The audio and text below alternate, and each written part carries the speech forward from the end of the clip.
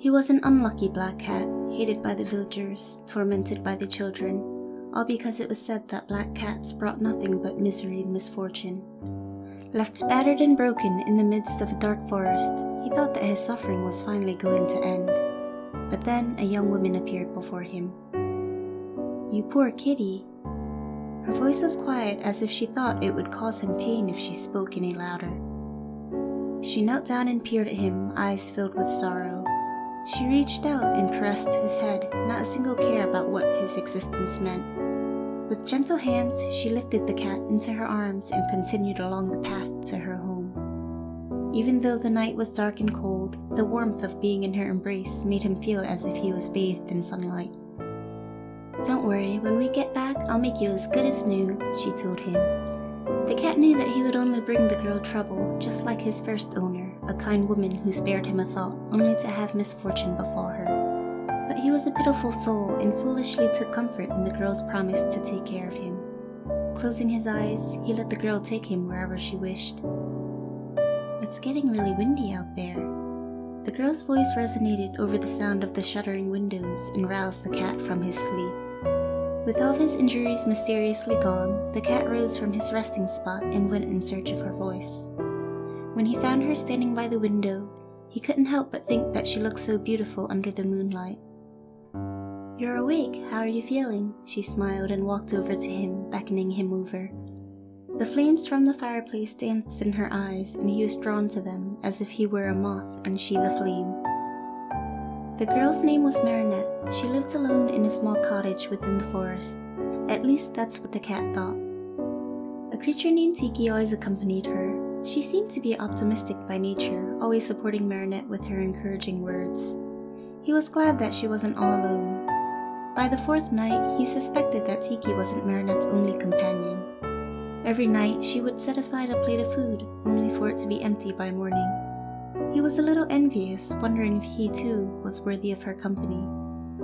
As he continued to stay with Marinette, he learned that she made a living selling various potions from the plants that she raised. He would watch her contentedly as she worked. She always hummed the same happy tune, yet he never tired of hearing it. Days turned into weeks, uncertainty grew into complacency. It seemed as if his misfortune didn't affect her at all. He couldn't bring himself to leave, but she never complained. She had given him a handmade collar, letting him know that he was always welcome and that he belonged. Once a month, a human named Chloe would come by the cottage. The cat thought that she was an insufferable woman. She was haughty and rude, constantly throwing insults at Marinette. He was glad that her visits were usually short and infrequent. Her last visit had him nearly clawing her dress to shreds had Marinette not picked him up. He hoped that she wouldn't return. But not 2 weeks later, she appeared again, much to Marinette's surprise. "Chloe, I wasn't expecting you." "Cut the chit-chat, you know why I'm here." As usual, Marinette worked on Chloe's order without complaint. With a small vial in hand, Chloe left without a word. The cat wondered why Marinette bothered dealing with her, but the melancholic expression that she wore as she watched Chloe's retreating back told him that there were many things he just didn't understand. "I know you don't like her, but she has a lot going on. Her mother is very sick," Marinette explained.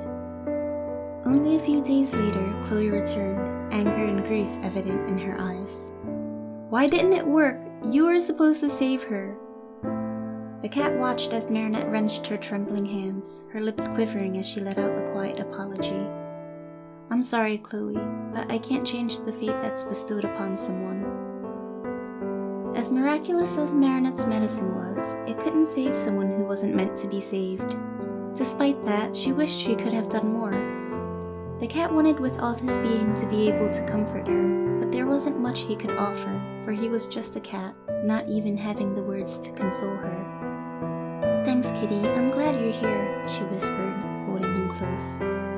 In the end, she was the one comforting him. He thought that surely there was something that he could do to cheer her up. Maybe bring her a gift of some sort. But it proved to be harder than he expected when she was startled by the bird that he brought her. Despite the smile on her face, he could tell that she wasn't happy with it, even though he thought it was a nice gift. So he set out again to find something that would please her. As he roamed the outdoors, he found some flowers that reminded him of her eyes. He thought that she'd definitely like them since she often had flowers around the house, so he eagerly plucked one and began his way back home. But when he returned, he saw that his worst nightmare had become a reality. On the floor she lay perfectly still. The only sign of something misplaced was the broken vase behind her. The fresh blood that seeped through her hair was glaringly bright, as if to show him that it was all his fault. "Do you want revenge?" An unfamiliar voice called out to him as he nuzzled her, praying that she would wake up. Tiki hovered over her, worry etched on her little face. "Well, I doubt that Marinette would like that, and I wouldn't want to disappoint her." The voice, though sounding amused, was laced with a simmering anger. "Marinette has taken good care of me, and while I'd like nothing more than to obliterate the ones who did this to her, it'd make her sad. So I have a task for you." The cat could only sit there in confusion. He didn't understand who was talking to him and what they wanted him to do, but he didn't care what it was. He would help her, no matter what the cost. "You will protect her," the voice echoed in his ears. A bright glow filled the room as a foreign feeling overtook his body. When he came to his senses, he knew immediately that there was something different. He glanced down at his hands in wonder, but quickly brushed his confusion aside. None of that mattered to him at the moment. His only concern was helping her. He gently lifted her body from the floor and held her close. Tiki watched him with a look of wariness. Her eyes seemed to tell him that she understood what had happened. "Plag chose you," she said simply before flying ahead and waving at him to follow. With her instructions, he brought Marinette to her room, laid her on her bed, and took care of her wounds. "Marinette comes from a line of humans that are tasked with the role of guardian," Tiki explained once he was done. "There are more beings like me, and she's responsible for keeping us safe until we find our chosen ones, those we deem worthy enough to be blessed with our powers. As our chosen ones pass on, we return to the Guardian, and the cycle repeats. Throughout the ages, I've always stayed with the Guardian and blessed him with the power of creation. Plag, however... It's been quite some time since Plag had a chosen. He decided that humans were too corrupt and selfish to be trusted with his powers of destruction." Tiki smiled tiredly as she brushed the hair from Marinette's face. "He has a soft spot for Marinette, so I imagine he thought it'd be ideal to have you around to keep her safe." When Marinette had finally awoken, she was dazed and confused. By her bedside sat a man whom she had never met before. Non-recognition flickered across her eyes, and she questioned who he was. He had never considered how much it would hurt to become a stranger to her again. He opened his mouth to answer her, but he faltered. Who was he? What was his name? His head dropped slightly and he could see the golden strands of hair sway in front of his eyes. Golden hair just like his previous owners. A memory that he'd long forgotten surfaced to the forefront of his mind. A kind woman who brought him in, a woman who named him after the child she was never able to bear. "Come here, Adrian," he remembered her tinkling voice as she happily called him. "My name is Adrian. I was passing by when I saw that your door was open and you were unconscious inside. You've been sleeping for 2 days," he explained. She looked absolutely flabbergasted by the revelation and profusely apologized for taking up his time. He simply laughed and reassured her that he was a simple traveler who had all the time in the world. Even so, she stuttered out another apology, cheeks tinged pink in embarrassment. It was something that he had never witnessed before, and he was happy to discover a new side to her. But most of all, he was grateful that she was alive. When Marinette learned that he had nowhere to go, she offered her home. He expressed his concerns about her letting a stranger stay, but she just gave him her usual smile and handed him a spare key. She joked that he had to earn his keep, but he was more than happy to help her with whatever she needed. They spent their days idly and happily. He helped her care for her plants, and he always accompanied her into town. Not a care was given about how people looked at them. He could hear the hushed whispers of those they walked by. "It's the witch. I thought she was taken care of." He chose to remain blissfully ignorant towards how people felt about her. He was overjoyed simply by being by her side and watching over her. Before, he would curl up by her side as they stayed warm by the fireplace. But now, he was able to hold her and be her support. It was like a dream and he never wanted to wake up. But all dreams had to come to an end. He heard a slight creaking one morning and felt the lack of warmth by his side. As he descended the stairs, he saw Marinette preparing to go out. "Sorry, did I wake you?" She smiled apologetically. Still rubbing the sleep from his eyes, he asked her where she was going. A sheepish look crossed her face as she explained to him that she was looking for someone. He felt his stomach sink as it hit him. She had been going out at the crack of dawn every morning to look for him, the him that was a cat. He was torn. He wanted to tell her the truth if just to ease her concern, but fear gripped at his heart, fear of what she would think of him if she found out that he was just a cat. Would she no longer love him? Days passed and his answer was no clearer. He walked through the market streets, mind muddled and conflicted. In his inattentiveness, he almost bumped into someone. It was none other than Chloe. She glanced at him just as surprised. "You're the one who was with Marinette the other day," she noted while studying him. "How is she?" "She's fine," he responded hesitantly. He was still rather suspicious of her. "I see. That's good." She paused and seemed to think for a bit before continuing again. "Won't you accompany me for a bit?" He wondered if she was the one responsible for what had happened to Marinette.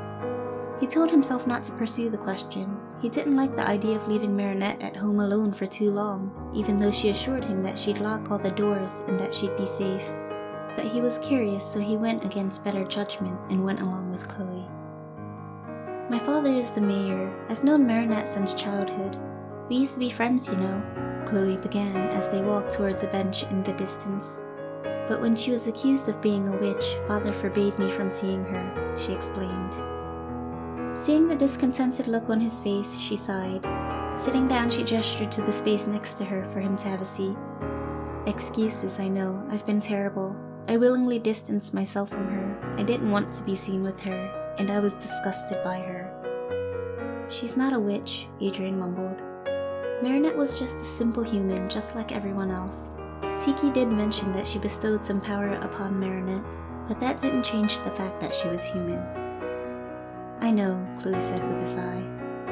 "Even though she's helped Mother so much, I was too proud to admit my mistakes." He felt perplexed by Chloe, wondering why she was telling him all of this. She played with the strap of her bag, and the small moment of silence made him feel awkward. "Don't you dare speak a word of this to Marinette, you hear?" She suddenly blurted out, cheeks flushed. At that moment, he felt that Chloe couldn't have been the one behind Marinette's attack. Chloe continued to glare at him until he reassured her that he wouldn't say anything. "My father has recently fallen ill. I suggested he get medicine from Marinette, but he refused. He's convinced that she's responsible for what happened to Mother. That's why he..." She lowered her head and trailed off. "I tried stopping him, but he had me locked up in my room. I couldn't even warn her. But it looks like she has you to watch over her now, so I'm at ease." It was the mayor. The moment that dawned upon him, Adrian dashed off towards the cottage, leaving a startled Chloe behind. He felt like a fool leaving her alone, even if just for a bit. When he returned, there were strange people surrounding the cottage, and Marinette was being taken away. Her right cheek was bruised and starting to swell. Anger welled up inside his body, and he rushed forward blindly. In his rage, he attacked everyone in his path, but he was careless. He didn't see the man behind him poised to attack. His vision went black as he received a blow to his head and fell to the ground. Marinette called for him, but his body refused to move. He could only watch as the men took her, unable to do anything as his consciousness slowly faded away. "Destroy them," a voice echoed. He couldn't tell if it was his voice or Plag's. When he had awoken, the sky had already turned dark. A low growl erupted from his lips, and he felt a strange power stir within him. Fury clouded his mind as he went off in search of Marinette, leaving nothing but destruction in his path. He heard the villagers' voices chanting to burn the witch and spotted Marinette tied to a stake. A man stepped forward with a torch in his hand, ready to ignite the stacks of hay by her feet. He saw nothing but red. He wanted nothing more than to slaughter all of the roaches in front of him for daring to hurt her. He bounded forward, closing the distance between him and his enemies. Marinette could only watch in surprise as a dark shadow descended before her. He felt the heat of the flame graze by him as he knocked the torch out of the villager's hand. The man fell back in surprise, fear evident in his eyes. He scampered back as Adrian stalked towards him, claws ready to draw blood. But before Adrian could attack, arms encircled his waist and pulled him back. "Kitty, no!" His resolve crumbled at the sound of her voice. Ignoring the people surrounding them, he turned around and scooped her up into his arms and leapt off into the night. As he walked through the forest back to the cottage, Marinette gazed at his appearance. She raised a hand to his cheek and looked at him questioningly. "Adrian?" she asked. His eyes shifted downward in shame. "I'm sorry I didn't tell you." At his confirmation, she threw her arms around his neck and pulled him close. The soft green light surrounded them, and the black that covered his body faded away. He held her tightly, tears gathering at the corner of his eyes. "I thought that you wouldn't let me stay with you anymore, that you'd hate me for bringing you bad luck." "You stupid cat! I could never! You can stay with me forever. I want you to stay. So let's go home, okay?" His heart swelled with joy. She had spoken such words so easily, accepting him, asking him to stay with her despite everything that had happened. She pulled back and rested her head against his and let out a joyous laugh, and he couldn't help but do the same. Perhaps he was a lucky cat after all.